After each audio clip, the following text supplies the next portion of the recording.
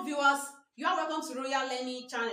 Today's topic is going to be about surge. So we are going to learn about the rules of surge and types of surge. So let's begin with what is surge. Surge is the square root of a number that cannot be simplified into a whole number or a rational number.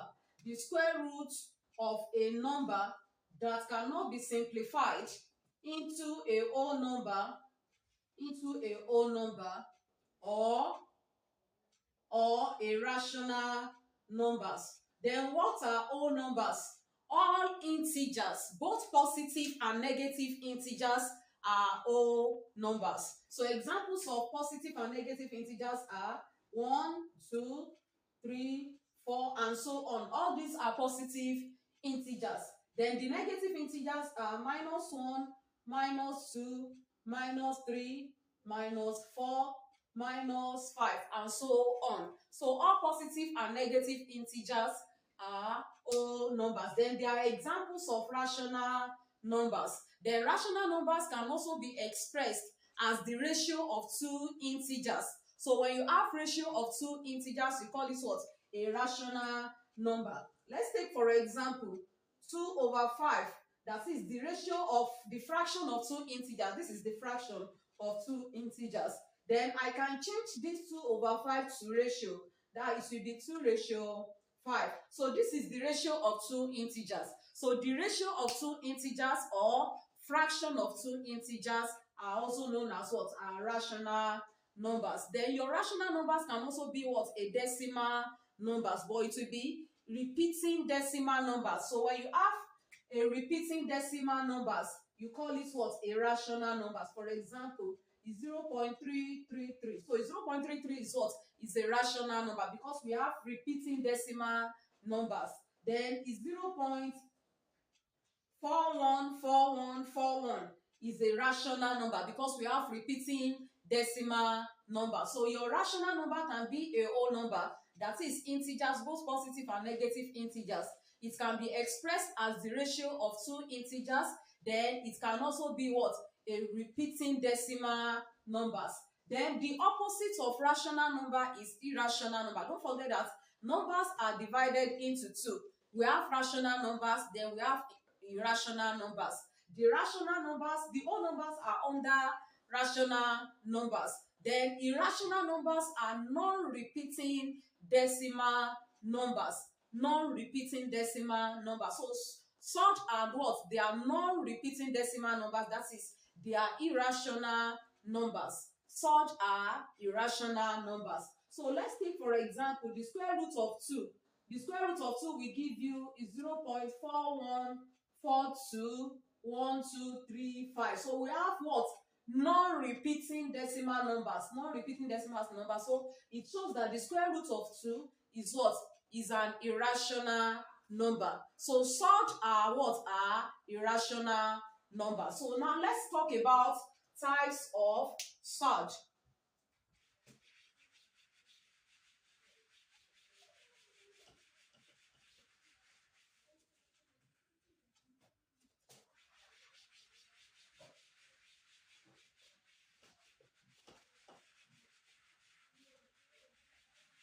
Now types of surge.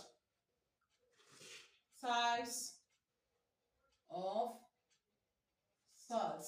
So the first one is pure surge. So pure surge is a single irrational number. A pure surge consists of a single irrational number. E.g., example of pure surge is square root of 2. Root 2 is a pure surge because by the time you find the value of root 2, you are going to get a non-repeating decimal number. Another one is the square root of 3.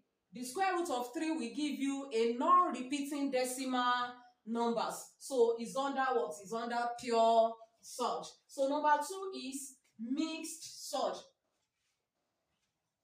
Mixed surge. So mixed surge consists of rational and irrational numbers. A mixed surge consists of a rational number and irrational number. So e.g., 2 root 3. 2 root 3 is what? Is a mixed surd because it consists of what? Of a rational number. So 2 is a rational number because it is a whole number. Then we have square root of 3. So square root of 3 is a rational number. So it consists of a rational number and irrational numbers. Another example is 5 root 7. So 5 is a whole number. So it consists of a whole number and irrational numbers. Then we also have what we call compound surd. Compound surds. So compound surd consists of two or more irrational numbers. It consists of two or more irrational numbers. So let's take, for example, the square root of 3 plus the square root of 5. It consists of two irrational numbers. So this is a compound surd. So another one is the 2 plus the square root of 7. 2 plus square root of 7 is what? Is a compound surd. Is a compound surd because it consists of what? A rational number and what? And irrational numbers. So these are the examples of compound surd. So let's move to rules of surd. So let's talk about rules of surds. Rules of surds.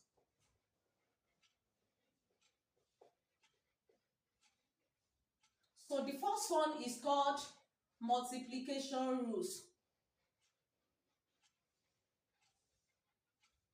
Multiplication rules. So under multiplication rules, so we have root A times root B will give us the square root of A times B. The square root of A times B, which is equal to A times B will give us AB. A times B will give us AB. So let's take example. Let's take one example. The square root of 3 times the square root of 2 will give us, so what you have under the square root, you multiply them by each other. You multiply them together, will give us 3 times 2. So the 3 times 2 will give us the square root of 6. So that is the first rule under multiplication rule. So another one is the square root of A times the square root of A. When you have similar roots and you multiply them together, it will give you what you have under the roots. It will give you what you have under the, so root A times root A will give us A. So let me prove that. Let's take, for example, the square root of 3 multiplied by the square root of 3. If I want to apply the first rule under multiplication rule, it will give me the square root of 3 times 3. So which is the square root of what? Equal to the square root of 9. 3 times 3 will give us 9. So what is the square root of what? Of 9? Equal to 3. So we can simply say that the square root of 3 multiplied by the square root of 3 equal to 3. You don't want to go far. So another one under multiplication rule. A root B times C root D will give us, so the coefficient, let's assume that this A is the coefficient of the square root of B, then C is the coefficient of the square root of D. So you multiply the coefficients together, that would be A times B, then into the square root of, then what you have under the square root, you multiply them. That will be B times what? Times D, equal to A times B will give me AB. A times B will give me AB, then into the square root of, A times C, sorry. This one should be A times C.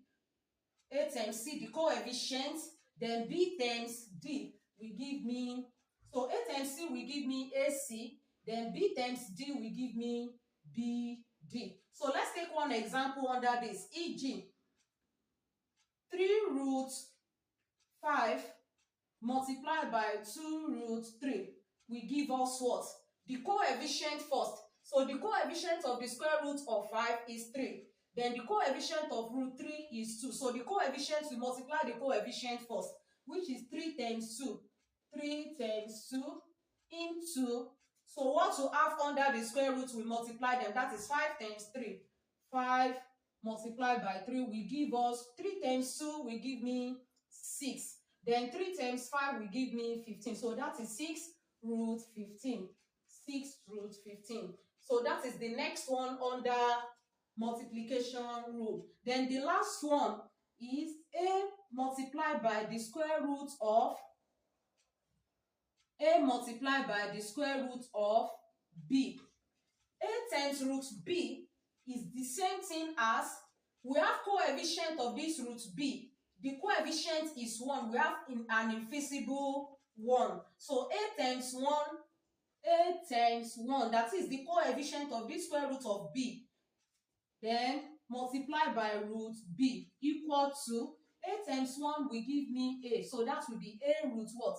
A root b. A root b. So let's take one example under this, e.g.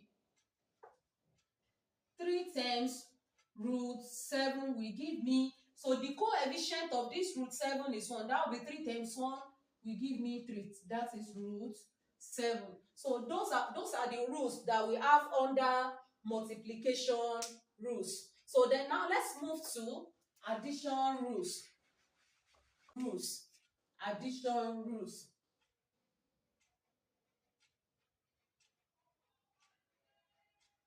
So under addition rules, we have root a plus root b.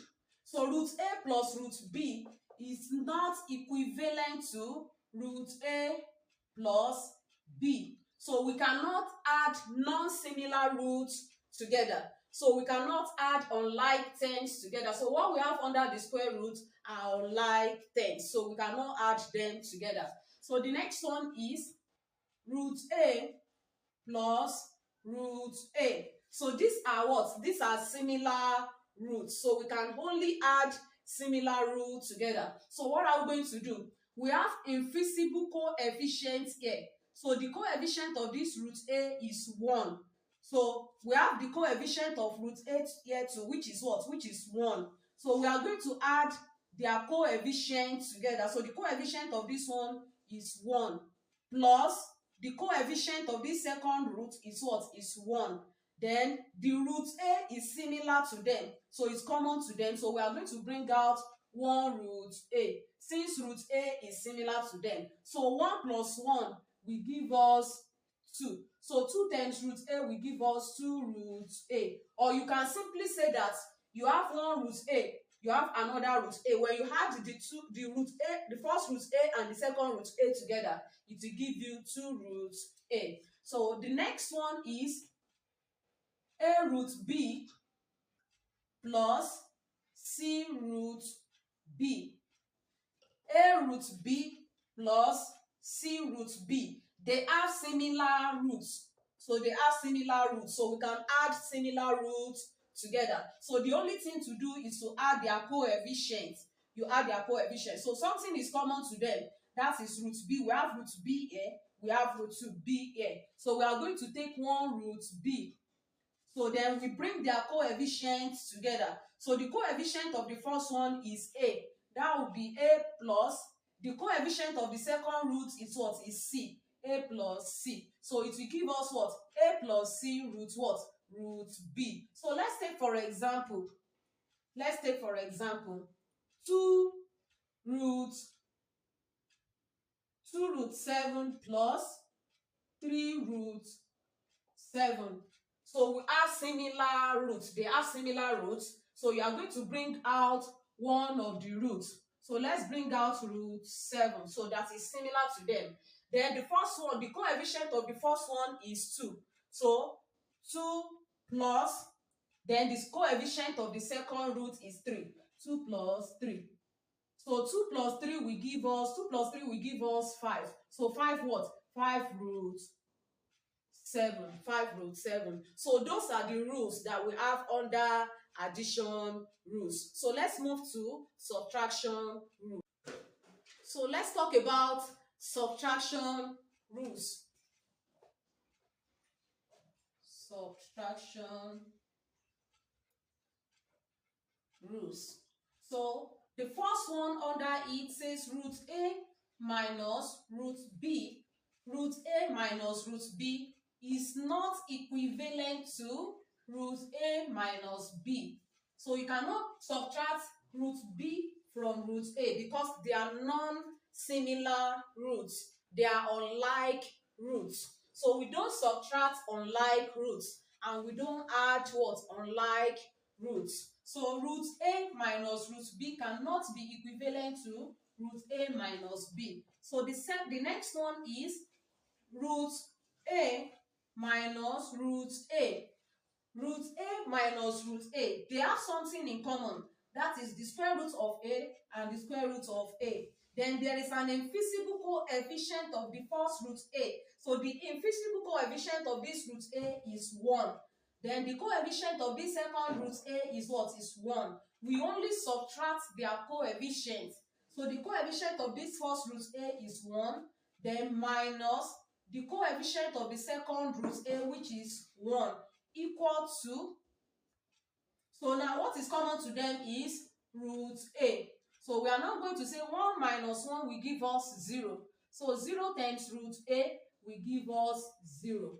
0 times root a will give us 0. So root a minus root a will give us 0. So let's take for example, e.g. root 3 minus root 3. Root 3 minus root 3 will give me 0. Or you say, I have 1 root 3, I'm owing someone root 3. So if you pay that root 3 back, it will remain 0 with you. So root 3 minus root 3 will what? Will be equal to 0. Then the next one, a root b minus c root d will give me what? You only subtract, since they have the same, this one is b. Since they have the same root, so the root b is common to them. So you only subtract their coefficients. So the coefficient of the first one is a. So that will be a minus, then the coefficient of the second one is c minus the coefficient of the second one, which is c. So something is common to them. That is what? That is root b. Then you put root b. So it will give you a minus c root b. So let's take for example 5 root 3 minus 2 root 3. 5 root 3 minus 2 root 3. So since they have the same roots, they have root 3, root 3. So you only subtract their coefficients. You only subtract the coefficients. So that will be equal to, the coefficient of the first one is 5, then minus the coefficient of the second root is 2. So what is common to them is the square root of 3. So 5 minus 2 will give us 3. So that will be 3 root what? 3 root 3. The last rule is called division rules. Division rules. Number 4. Division rules. So the first one says that the square root of x over y will be equal to, you split it into 2, will give you the square root of x over the square root of y. The square root of x over the square root of y. But you must not have roots at the denominator. You must not have the square root of a number at the denominator. So you look for a way of eliminating this square root at the denominator. So it will lead us to what we called rationalization. So we are going to rationalize this root x over root y. By rationalization,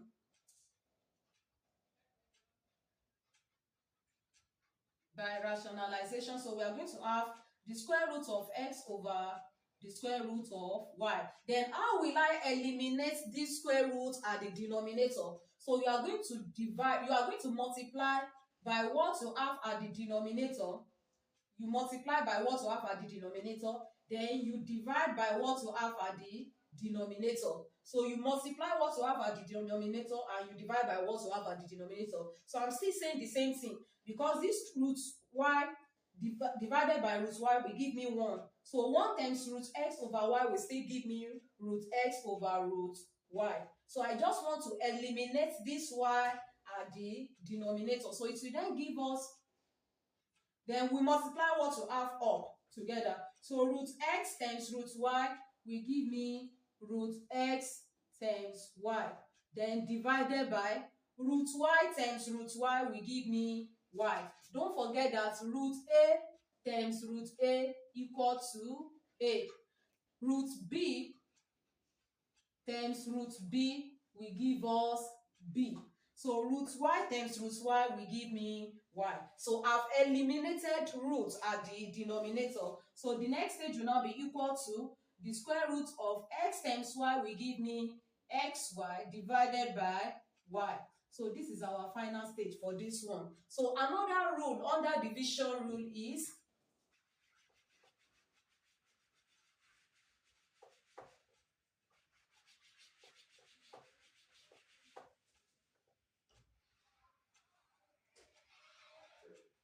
number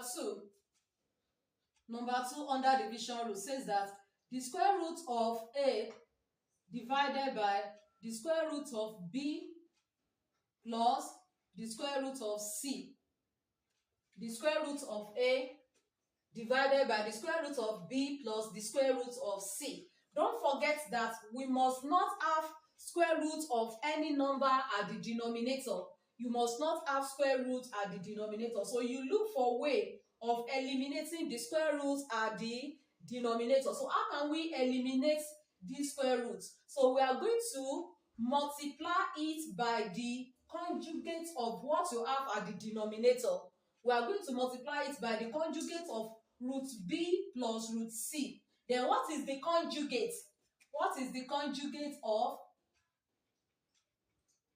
conjugate? So what is the conjugate of root b plus root c? So the conjugate of root b plus root c equal to the root b, the sign will change, minus root c.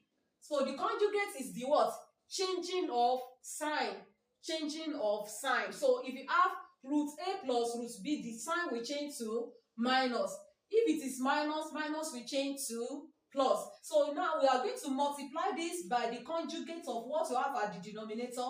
Then we divide at the same time by the conjugate of what you have at the denominator. So the conjugate of root b plus root c equal to the square root of b minus the square root of c, then divided by the square root of b minus the square root of c. So by doing this, you will eliminate what? The square root. So the next stage will now be equal to, so you multiply what you have up together, the numerator together, that will be the square root of a into brackets what you have here, the square root of b minus the square root of c, then divided by what you have here, you multiply them together, will give us the square root of b plus c plus the square root of c, then into brackets what you have here, multiply by what you have here, that is the square root of b minus the square root of c. So by the time you open the bracket, this one will give you